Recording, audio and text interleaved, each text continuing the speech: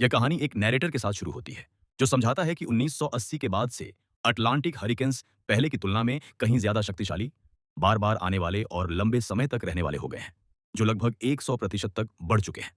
तेज हवाएं और भारी बारिश अपने आप में खतरनाक होती हैं, लेकिन सबसे बड़ा खतरा आमतौर पर स्टॉर्म सर्ज से आता है। अब प्रेजेंट टाइम में एक ट्रॉपिकल डिस्टर्बेंस तेजी से मजबूत होकर सिर्फ 24 घंटों के अंदर हरिकेन बन गया है। इससे साफ हो जाता है कि यह तूफान मजाक नहीं है, क्योंकि यह एनविल के पास लैंडफॉल की ओर बढ़ रहा है। तनाव तुरंत बढ़ जाता है जब हमें साउथ कैरोलिना में एनविल के इम्पैक्ट से 2 घंटे और 14 मिनट पहले ले जाया जाता है। हमें सबसे पहले डकोटा से मिलवाया जाता है, जो फोन पर है और ग्रोसरी खरीदने बाहर जाने की अपनी योजना पर चर्चा कर रही थी। जिस व्यक्ति से वह बात कर रही, वह खराब होते मौसम को लेकर चिंतित होता है, लेकिन डकोटा इसे नजरअंदाज कर देती है और अपने प्लान पर कायम रहती है। जैसे ही वह बाहर जाती है, माहौल खराब होता है और उसकी एंग्जाइटी बढ़ने लगती है। अचानक वह एक बूढ़े आदमी से टकरा जाती है, जो उसे चेतावनी देता है कि उसे ऐसे खतरनाक हालात में बाहर नहीं होना चाहिए, खासकर जब तूफान आ रहा हो। उसके चिंता के बावजूद वह जोर देकर कहती है कि उसे सामान चाहिए और आगे बढ़ती रहती है और आखिरकार अपने अपार्टमेंट लौट आती है। सीन फिर एक भाई बहनों पर शिफ्ट होता है, जो तूफान को नजरअंदाज करके एंजॉय कर रहे होते हैं। रॉन नदी में कूदने के बाद डूबने का नाटक करके प्रैंक करता है, जिससे बाकी लोग पैनिक हो जाते हैं। जैसे ही चीजें सीरियस होने लगती हैं, वह अचानक फिर से दिखाई देता है, यह बताते हुए कि यह सब एक मजाक था। उसके बाद वह अपने छोटे भाई बहनों डी और विल के पास जाता है और विल को अपनी बारी के लिए एनकरेज करता है। हालांकि जैसे ही विल कूदने वाला होता है, मिस्टर ओल्सन आते हैं और तुरंत सब कुछ बंद कर देते हैं। वह उन्हें स्वयं में छिपे खतरों के बारे में चेतावनी देते हैं और जोर देकर कहते हैं कि वे तुरंत चले जाएं, भले ही डी निगरानी कर रही थी। ज्यादा दूर नहीं। हम लिसा से मिलते हैं, जो एक प्रेग्नेंट महिला होती है और घर जाने की तैयारी कर रही होती है। पास में बॉब नाम का एक आदमी भारी बारिश के बावजूद अपने ट्रक में फ्यूल भरने में बिजी होता है। लिसा उससे पूछती है कि वह ऐसे हालात में क्यों काम कर रहा है, तो वह समझाता है कि उसका बॉस चाहता है कि वह आखिरी डिलीवरी पूरी करे और उसे ओवरटाइम के लिए एक्स्ट्रा पेमेंट मिलेगा। जैसे ही लिसा घर की ओर अपनी यात्रा जारी रखती है, वह अपनी मां को कॉल करती है, जो बिना समय गंवाए उसकी लाइफ पर अपनी फ्रस्ट्रेशन निकालती है, खासकर एक आदमी के लिए घर छोड़ने पर जिसने आखिरकार उसे छोड़ दिया। लेकिन इसके साथ ही उसकी मां आने वाले तूफान को लेकर भी बहुत परेशान होती है और उसे चेतावनी देती है कि अथॉरिटीज ने फ्लडिंग के कारण इंटरस्टेट पहले ही बंद कर दिया है और उसे तुरंत ऊंची जगह ढूंढने के लिए कहती है। उसी समय हमें डॉक्टर डेल एडवर्ड्स से मिलवाया जाता है, जो तूफान के डेवलपमेंट पर नजर रख रहे हैं। जैसे ही वह डेटा एनालाइज करते हैं, उनका को लेग ग्रेग उन्हें रोकता है और फाइंडिंग्स को रिव्यू करने के बाद कहता है कि अगर कैटेगरी 6 हरिकेन जैसी कोई चीज होती, तो यह तूफान क्वालिफाई करता। उसके शब्दों में, जो आ रहा है वह सिर्फ एक तूफान नहीं बल्कि एक मॉन्स्टर है। चिंतित होकर एडवर्ड्स तुरंत अपनी नीस डकोटा से संपर्क करता है और उससे पूछता है कि क्या उसके पास इवैक्यूएट करने या ऊंची जगह जाने की कोई योजना है। जब यह साफ हो जाता है कि उसने कोई तैयारी नहीं की है, तो वह कहता है कि वह खुद आकर उसे शहर से बाहर ले जाएगा। शुरुआत में डकोटा मना कर देती है, लेकिन आखिरकार वह मान जाती है कि एडवर्ड्स उसे लेने आ सकते हैं। दूसरी जगह रॉन और उसके भाई बहन अब मिस्टर ओल्सन की कार में होते हैं और वह उन्हें घर ले जा रहा होता है। जब वे पहुंचते हैं, डी यह जानना चाहती है कि घर कितना सुरक्षित है। मिस्टर ओल्सन उसे भरोसा दिलाता है कि घर में रीइंफोर्स्ड ग्लास, वाटरप्रूफ वायरिंग और बैकअप जनरेटर है और यह सब उसने खुद लगाया है। इसके बाद वह बेसमेंट में जाता है, जहां उसकी पत्नी तैयारी कर रही होती है।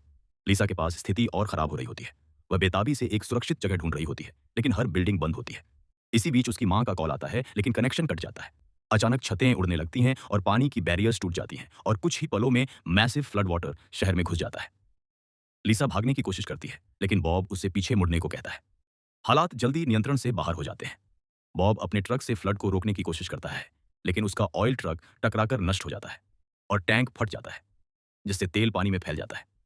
तभी पानी के नीचे कुछ हिलता है और पता चलता है कि वहां शार्क्स हैं। लिसा मदद के लिए चिल्लाती है और स्कॉट नाम का एक आदमी उसे सुनकर मदद के लिए आता है। वह अपने पार्टनर जिमी को कट्टर लाने के लिए बुलाता है, लेकिन जिमी अचानक गायब हो जाता है। स्कॉट जब उसे ढूंढने जाता है, तो देखता है कि उस पर शार्क हमला कर रही है। डकोटा यह खतरा देख लेती है और चेतावनी देने की कोशिश करती है, लेकिन तब तक देर हो चुकी होती है। शार्क फिर बॉब को मार देती है और स्कॉट भी लिसा के सामने ही शिकार बन जाता है।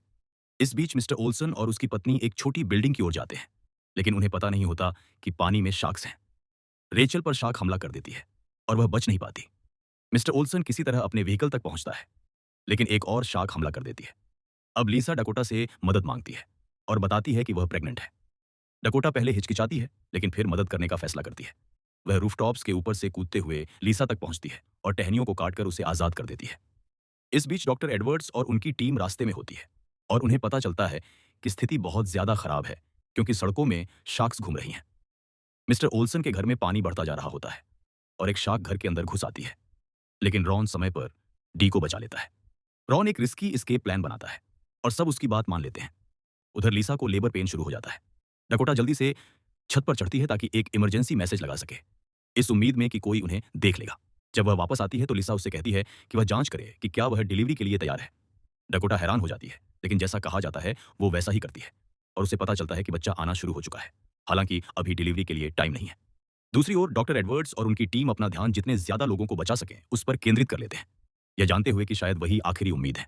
अब सीन बच्चों के पास वापस आता है। जैसे ही वे अपनी योजना को लागू करने वाले होते हैं, मिस्टर ओल्सन अचानक फिर से दिखाई देते हैं, जिंदा लेकिन बुरी तरह घायल। उस रात लिसा की हालत और खराब हो जाती है, क्योंकि वह पूरी तरह डिलीवरी के दर्द में चली जाती है। वह पूरी कोशिश करती है खुद को संभालने की और यह उम्मीद करते हुए कि मदद समय पर पहुंच जाएगी। डकोटा फिर एक आइडिया सोचती है, पानी में कंपन पैदा करके शार्कों को दूर भगाने का, ताकि उन्हें भागने का मौका मिल सके। इस बीच रॉन और मिस्टर ओल्सन के बीच तनाव बढ़ जाता है, जब रॉन उन पर पहले उन्हें छोड़ने की कोशिश करने का आरोप लगाता है। मिस्टर ओल्सन इनकार करते हैं, लेकिन उनका गुस्सा हालात को और बिगाड़ देता है। बहस हाथापाई में बदल जाती है और इस अफरा तफरी में मिस्टर ओल्सन पानी में गिर जाते हैं, जहां उन पर तुरंत एक शार्क हमला कर देती है। इस मौके का फायदा उठाकर रॉन बेसमेंट में जाता है ताकि कुछ सामान और जो कुछ भी हथियार की तरह इस्तेमाल हो सके वो इकट्ठा कर सके, लेकिन बाहर निकलते समय वह फंस जाता है और शार्क के सामने आ जाता है। एक मुश्किल बचाव में वह ठीक समय पर खुद को छुड़ा लेता है। अब सीन लिसा और डकोटा के पास वापस आता है। अब पानी कमरे में भर चुका होता है। डकोटा फिर से कंपन वाला तरीका अपनाने की कोशिश करती है और उसे चालू करने के लिए तैर कर जाती है, लेकिन एक शार्क तुरंत उस यंत्र को नष्ट कर देती है। वह वापस तैरने की कोशिश करती है, लेकिन खुद को चारों ओर से घिरा हुआ पाती है। एक पल के बाद शार्क्स बिखर जाती है, जिससे उसे पास की एक नाव तक पहुंचने का मौका मिल जाता है। डॉक्टर एडवर्ड्स अब एनविल के करीब पहुंच रहे होते हैं और पूरी तरह जागरूक हैं उस घातक खतरे से जो पानी में उनका इंतजार कर रहा है। डकोटा के घर के अंदर लिसा घबरा जाती है, क्योंकि ढांचा टूटने लगता है। समय ना बचने के कारण वह वहीं बच्चे को जन्म देने का फैसला करती है, लेकिन जैसे ही वह ऐसा करने वाली होती है, लेकिन इमारत ढह जाती है और वह पानी में गिर जाती है, जहां वह किसी तरह बच्चे को जन्म दे देती है। लेकिन खून जल्दी ही और शार्कों को आकर्षित कर देता है। डकोटा उसकी मदद के लिए दौड़ती है, जबकि लिसा खुद को बचाने की तैयारी करती है।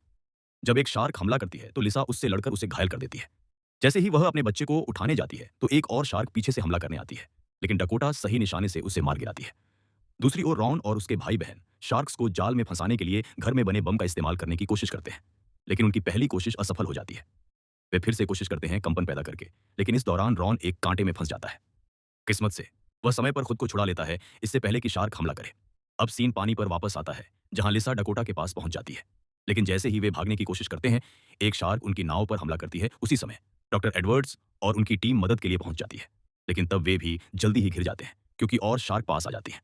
जब ऐसा लगता है कि अब कोई रास्ता नहीं बचा, तभी अचानक एक बड़ी सफेद शार्क दिखाई देती है और दूसरी शार्क्स पर हमला कर देती है, जिससे उन्हें भागने का थोड़ा समय मिल जाता है।